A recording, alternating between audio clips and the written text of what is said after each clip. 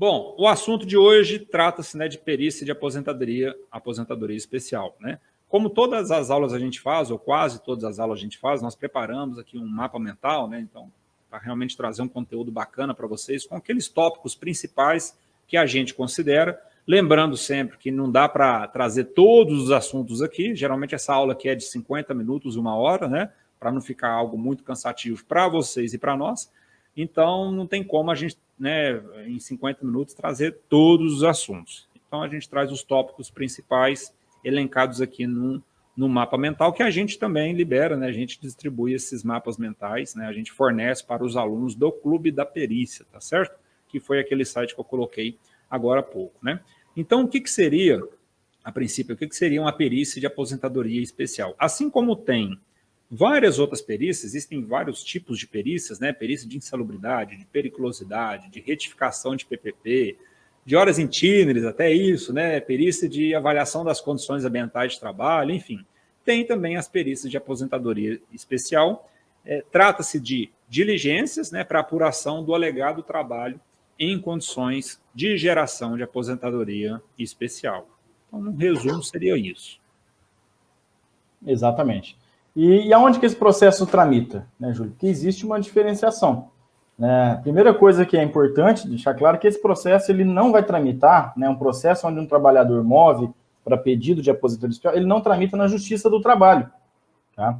Ele é na Justiça Comum, tá? Podendo ser federal ou estadual, dependendo da instituição que ele está movendo. Por quê? Porque ela é movida pelo trabalhador, que a gente chama na perícia como segurado, tá? Contra o regime social. Então, por exemplo, quem é vinculado à CLT, como a maioria dos trabalhadores brasileiros, eles são regidos pelo Sistema Geral da Previdência, ou seja, pelo INSS. Então, sempre que tiver essa demanda, via de regra, como que funciona? O trabalhador, ele recebe lá o seu PPP, atualmente, e ele dá entrada no INSS para que se tenha aquela aposentadoria, né, com 25 anos. Na grande maioria dos casos, tem alguns agentes que você aposenta com 20, outros que você aposenta com 15, tá? Mas, enfim, via de regra, 25 anos. Então, o formato normal é que ele entre, ele pegue toda aquela documentação necessária e entre com um pedido de aposentadoria no INSS. Caso o INSS indefira esse pedido de aposentadoria especial, o recurso que o funcionário vai ter, né, que o segurado vai ter, é entrar na justiça para que se tenha essa decisão judicial. E aí entra o papel do perito, tá? E nesse caso, ele é regido pelo CLT, ele vai entrar contra o INSS, tá? Existem outras formas de regimento? Sim. Por exemplo, você está aqui no caso dos trabalhadores do Estado de Minas Gerais, os concursados, né, no servidor público, eles são regidos pelo IPSENG, que é o Instituto de Previdência dos Servidores do Estado de Minas Gerais. Servidores federais, eles têm também os seus próprios regimes previdenciários, tá? Então, cada instituição vai responder por aquele processo. E nem todas as situações aplicam-se o decreto 3.048, por exemplo. Tá? Alguns regimes de aposentadoria têm a sua própria legislação. Então, isso é importante. Tá? Então, nesse primeiro momento, a empresa não está diretamente envolvida na ação. Tá? Mas eu deixo a pergunta, né? Será que realmente ela não está envolvida? Né? Primeiro momento. Boa. Isso. É um trabalhador ou alguém que já trabalhou naquela empresa que entra com uma ação contra o INSS. Tá? Até então, a empresa não é parte interessada. Mas nós temos aí algumas situações em que o INSS pode vir a cobrar, né, da empresa por que ele deixou de financiar, ele deixou de recolher a alíquota correta para aquela aposentadoria especial. Então, aí pode entrar o papel da empresa, e por isso que é importantíssimo o papel do assistente técnico nas diligências de aposentadoria especial. Tiagão, é as chamadas ações regressivas, né? Exatamente. Isso é abordado muito, inclusive hoje, com o advento aí do e-social. Se tudo acontecer como deve acontecer no começo do ano, vai ter uma mudança drástica nesse processo, porque você já vai ter que informar automaticamente esse recolhimento de alíquota. Mas esse é um outro tema para a gente fazer uma live, inclusive a gente pode até pensar em convidar o nosso amigo Jonathan Terres para falar um pouquinho sobre isso, que tem tudo a ver com o tema de FAP, SAT, GIL-RAT e outros recolhimentos aí, previdenciários, né? Show de bola, muito bom. Pessoal, qual que é a finalidade, né? A finalidade desse tipo de perícia? Nada mais é do que apurar se houve ou não algum trabalho, né, alguma execução de algum trabalho em condições de geração de aposentadoria especial, né? E se também, né, se tinha medidas de controle, medidas de prevenção, né, coletivas, individuais, administrativas, né, para poder eliminar esse agente nocivo, tá certo? Aí existe lá os tempos de trabalho, né, a depender de cada agente, né, 15 anos, 20 anos, 25 anos, né? Então, isso vai depender de cada agente. Júlio, mas onde que é o norte disso, né? Onde é que eu vejo essa informação? A base para isso, a gente vai falar um pouco mais, mas a base é o decreto 3048, né? Então, ele é a grande base aí da Previdência Social para tratar desse assunto. Ah, Júlio, mas eu não fiquei exposto por, sei lá, por ruído é 25 anos, né, Tiago? Eu não fiquei exposto por 25 anos no ruído, eu fiquei exposto a 10. E aí, como é que é? Aí existem os cálculos também, que isso tem essa informação também no decreto, que são feitos também pelo próprio INSS, né? O próprio INSS faz esse cálculo do tempo de... Proporcional. Tempo de proporcional, exatamente. Proporcional, de acordo com a exposição ao determinado agente. Isso. Como o Júlio falou lá em cima, o conceito é muito grande, né, de aposentadoria especial. Isso aí daria, pelo menos, um curso de, no mínimo, aí 16 horas para a gente falar só sobre aposentadoria especial. Mas aqui a gente separou os principais tópicos da análise técnica que você precisa ter como perito, tá? Numa situação dessa. A primeira dica que a gente deixa é observar o objeto da perícia, tá? Por que é esse objeto da perícia, pessoal? Ah, mas a perícia não é sobre aposentadoria, então esse não é o objeto? Mas geralmente o juiz determina qual é a empresa que você vai fazer a análise técnica e o que você deve proceder, tá? Porque pode ser que o trabalhador ele executou diversas atividades em várias empresas, mas a dúvida, né, o ponto cerne da discussão ali no processo é só um determinado período. Por exemplo, de 95 a 2002, da empresa X, certo? E é lá que você vai fazer a sua perícia, a sua diligência. Então, observe o que está escrito na ata de audiência, ou no despacho, né, ou na carta precatória que está te nomeando, para que você possa fazer o direcionamento correto, tá? Uma coisa que não se dá um valor, pessoal, muita gente fala, a justiça, como ocorre na justiça federal ou na justiça comum, eles pagam muito pouco, mas a perícia de aposentadoria é muito fácil, é tranquilinha, você faz aquilo. Muito cuidado, tá, pessoal? Porque toda perícia, ela envolve direitos e ela envolve vidas, tá? Boa. Então, você falar assim, não, aquela pessoa ali não tem direito muita gente acha isso, né? Primeira coisa, não existe isso na perícia, né? Você não diz quem tem direito. Mas é falar, não, ela não está exposta a um ruído que gera aposentadoria. Não, não é. Tá? Por quê? Porque eu fiz uma medição de 5 minutos. Como é que você vai dizer isso durante uma vida? Né? Então, muito cuidado, porque às vezes aquela pessoa realmente ela faz jus a uma aposentadoria, né?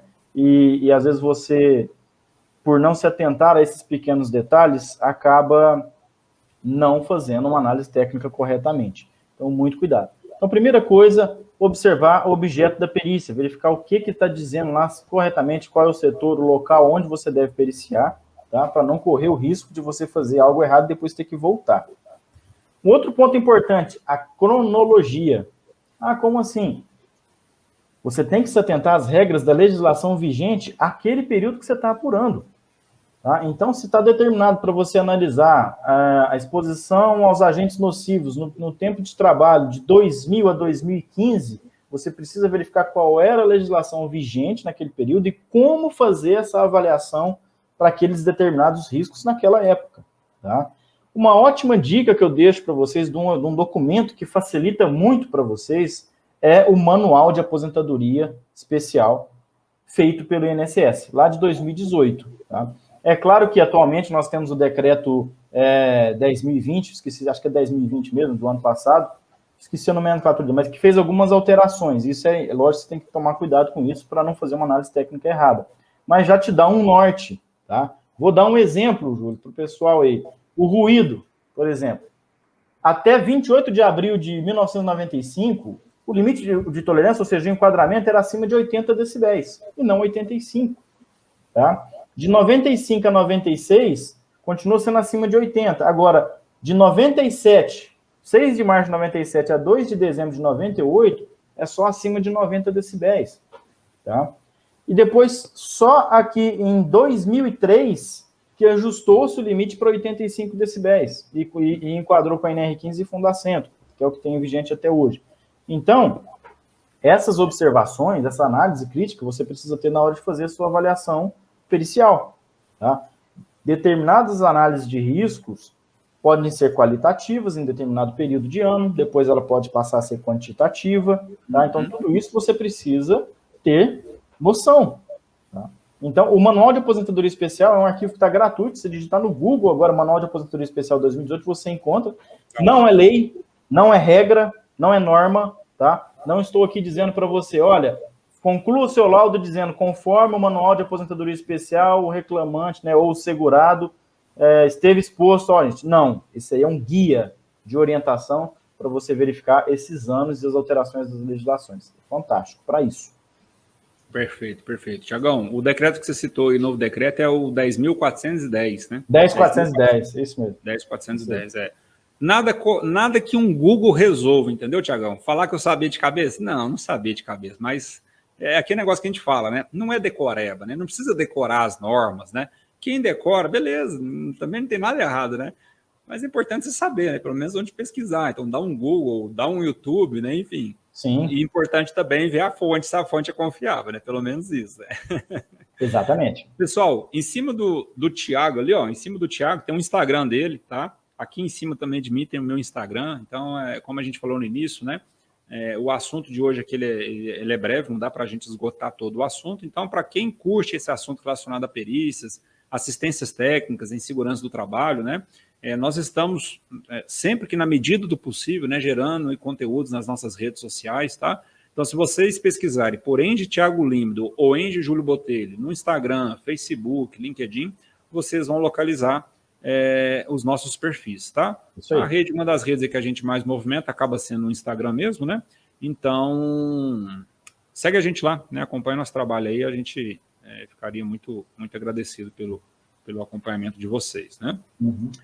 Bom, dando sequência aqui, pessoal, quais são os riscos, né, identificados, quais são os agentes nocivos que estão listados lá no decreto 3048 que ensejam a aposentadoria especial? É óbvio que eu não vou citar todos aqui, porque é uma lista gigantesca, principalmente a parte de químicos, né?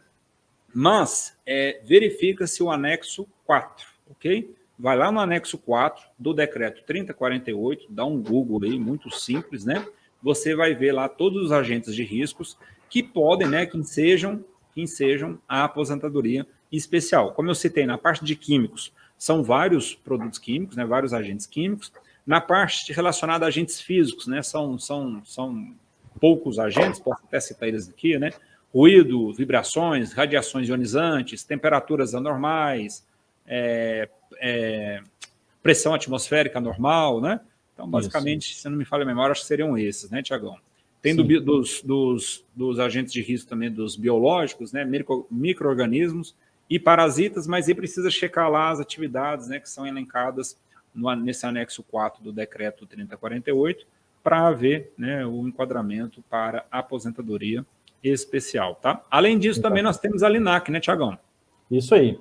O que é a LINAC? Né? A lista, então, nacional, né, de agentes cancerígenos para o homem. Tá?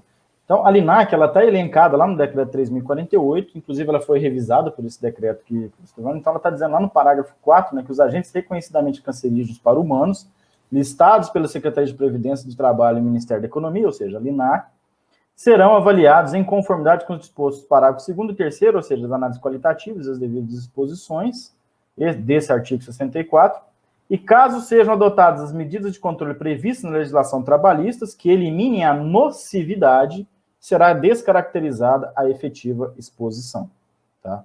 Então, pode sim ter a caracterização pela LINAC, mas não basta apenas estar exposto como era até 2019, até antes do vigor do decreto. E uma informação importante, Júlio, que a gente tem que citar aqui, até teve um comentário aqui, o do Prion Melo. Muito cuidado, pessoal. Isso aqui que ele colocou está certíssimo. É o próximo tema que a gente ia falar aqui, ó, que se erra muito, inclusive os que entram com pedido, é confundir insalubridade com agente nocivo. Tá? Vou dar um exemplo claríssimo aqui. Ó. Você citou que os agentes físicos que se enquadram é ruído, vibração, radiações ionizantes, temperaturas anormais e pressões atmosféricas. Tá? Sim. Cadê a radiação não ionizante e cadê a umidade? Umidade. Não tem. Eles são agentes que geram insalubridade, mas não geram, exato, frio, mas não geram aposentadoria.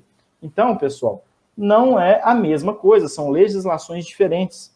Tá? Quando você vai fazer o seu LTCAT, quando você vai fazer a sua análise para fins de aposentadoria, é o decreto 3.048. A forma de exposição tem que ser habitual e permanente, não ocasional ou intermitente para se enquadrar uma exposição a agente de aposentadoria especial.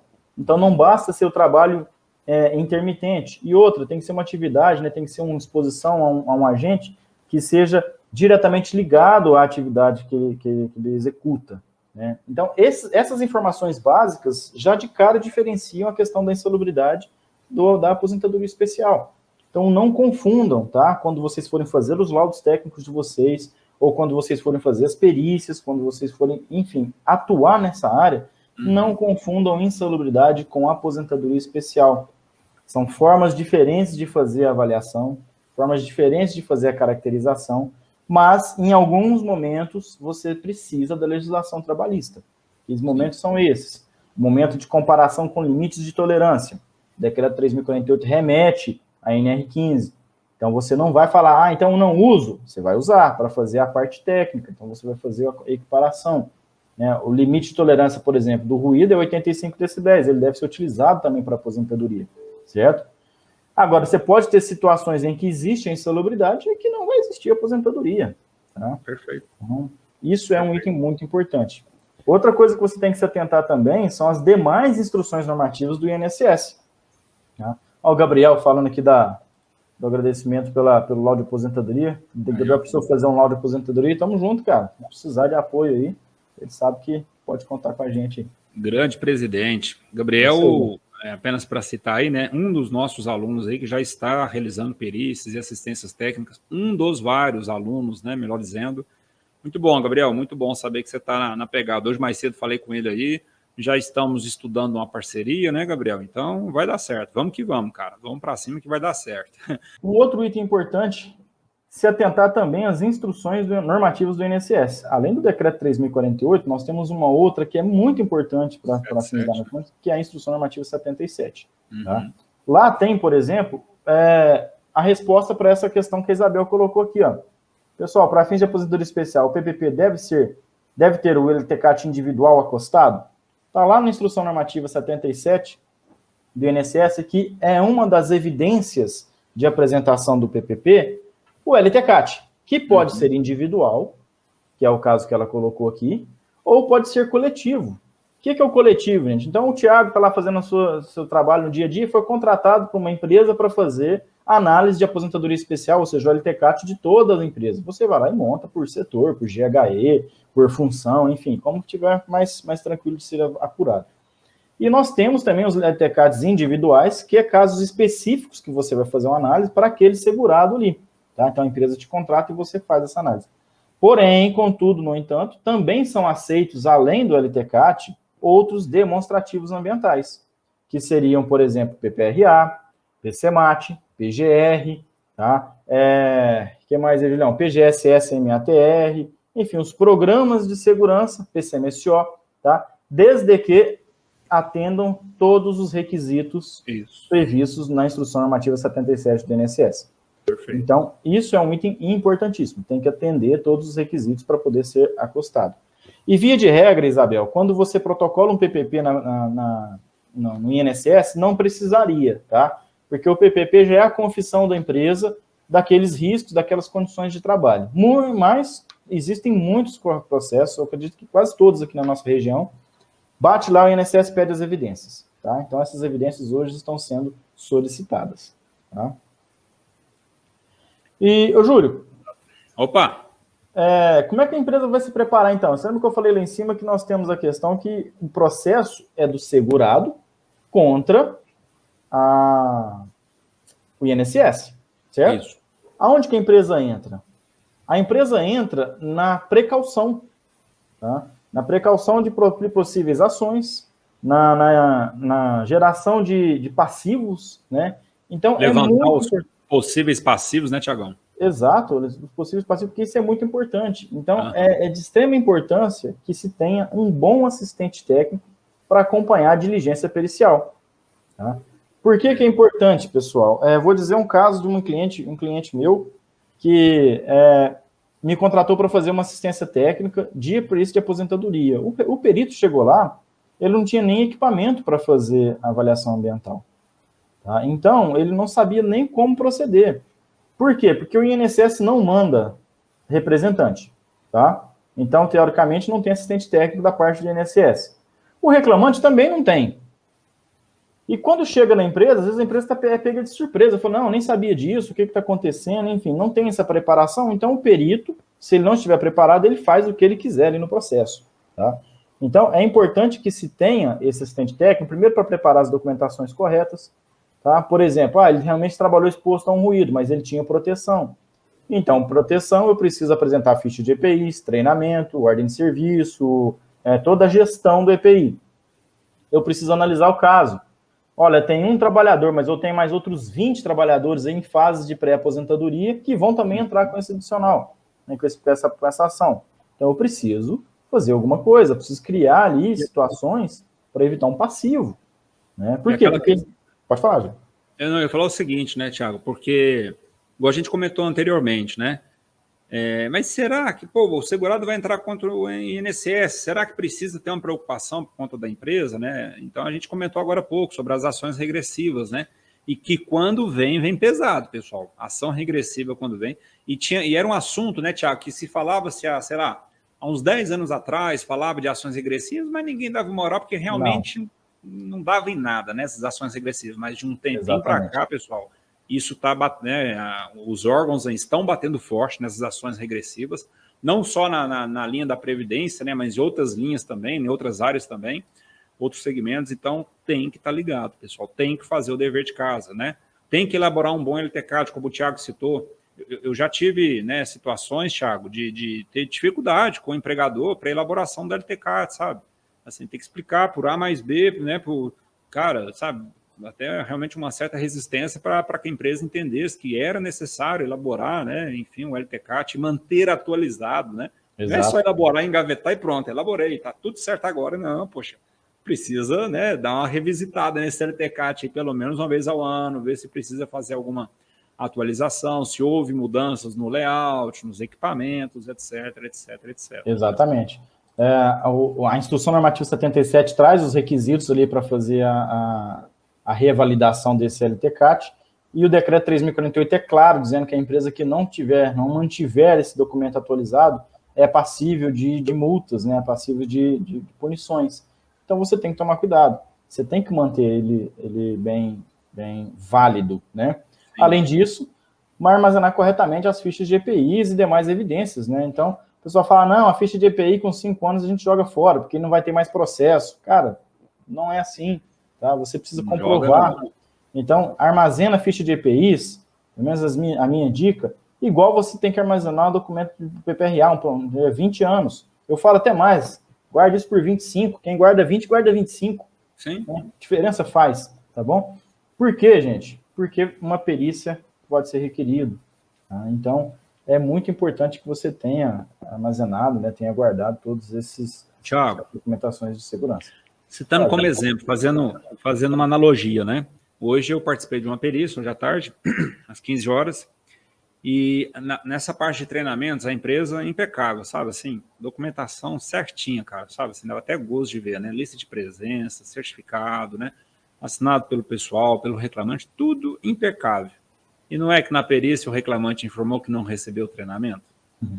Então, assim, pessoal, às vezes isso acontece, né? Às vezes acontece, o reclamante, às vezes, ele informa na perícia que ele não recebeu o treinamento, mas tem ali a evidência, a empresa juntou a evidência nos autos, né? Está documentado, né? E não é que negócio criado, né? Um tempo atrás, exemplo de criação, fui fazer uma perícia e a reclamada juntou nos autos lá uma ficha de EPI em branco, não tinha assinatura do trabalhador, e determinados equipamentos sendo entregues, né, de forma periódica, bonitinho. Falou, né, se fosse na prática, fosse assim, seria lindo, né, mas não tinha assinatura do trabalhador. Então, você vê que é algo maquiado, né? Uhum. Então, como se diz, a gente não é barriga verde, né? Então, dá para perceber, mas tem situações que a evidência ajuda demais, tá? Aqui o tema é aposentadoria especial, mas seja aposentadoria especial, seja na área trabalhista, o tal da evidência é o que pode ajudar muito as empresas, ou não. Ou ajuda, ou atrapalha, se não for bem feito, né? Exatamente. A Isabel colocou aqui, ó, pois é, estou com uma missão impossível, né, de um PPP extemporâneo. A empresa não tem LTCAT, não tem PPRA, PCMSO e etc. Realmente é uma opção para uma perícia, tá? Uhum. Se a empresa tem um ambiente de trabalho ainda, você pode fazer um LTCAT extemporâneo, tá? Desde que seja possível apurar as condições de trabalho daquele ambiente. Agora, se ela já mudou o layout, se já não tem mais os maquinários, se as pessoas são diferentes, se o processo é outro, infelizmente não tem o que fazer, vai ter que cair na mão do juiz mesmo para ele decidir qual vai ser a ação a ser tomada, Isabel. Não tem muito recurso, né? Tem uma pergunta da Aline também, qual requisito para ser perito? O nosso amigo Gabriel até já respondeu ali, né? Engenheiro de segurança ou médico do trabalho, perito judicial, aquele nomeado pelo juiz. Tem também ali os fisioterapeutas e ergonomistas para as perícias ligadas à ergonomia, né? Então, esses profissionais também podem atuar. E agora, assistência técnica, pessoal, pode ser o técnico de segurança, como o Gabriel citou, pode ser o tecnólogo, e pode ser também esses profissionais, né? O engenheiro, o médico, Exato. O fisioterapeuta e ergonomista, nesses dois casos aí, principalmente para as perícias relacionadas à ergonomia. E, pessoal, para quem se interessa, para quem quer aprofundar, para quem quer trabalhar, né, melhor dizendo, com perícias ou assistências técnicas, né, tanto eu quanto o Thiago, nós criamos, né, algum tempo atrás aí, já vai para... Foi em junho do ano passado, né, Thiago? Exatamente há 1 ano e 3 meses atrás, nós criamos um curso, né, que é o curso de perícias, curso de formação de peritos judiciais e assistentes técnicos em SST, tá? Exatamente. Então, é um curso para quem quer ser perito ou quem quer atuar como assistente técnico, é um curso que atende as duas demandas, tá? Um curso muito bom, pessoal, e, assim, mais de 60 horas, né, de carga horária, sem encheção de linguiça, um curso, assim, direto ao ponto, né? Muita vivência do dia a dia, tanto o Thiago aí, que tem, né, um tempo grande atuando como perito, bem como assistente técnico. O meu também tem menos tempo que o Thiago como perito e mais ou menos o mesmo tempo como assistente técnico, né, Thiagão? Sim. Mas, assim, é um curso realmente que a gente traz do dia a dia que acontece lá, nós trouxemos para esse curso, montamos, estruturamos esse curso, está bem completo, bem da hora.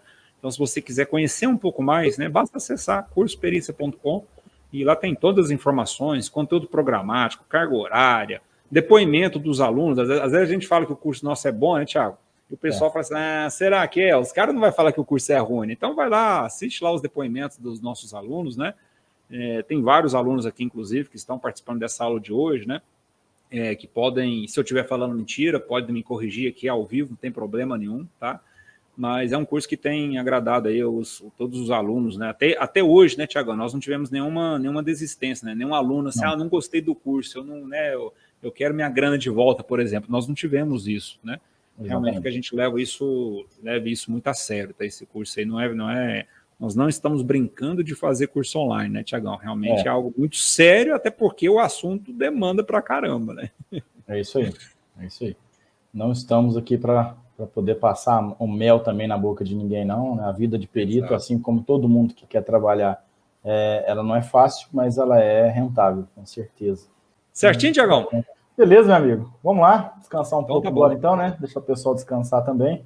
Nos vemos aí na quinta-feira da semana que vem e o Júlio estará aqui com vocês no Domingão da Prevenção.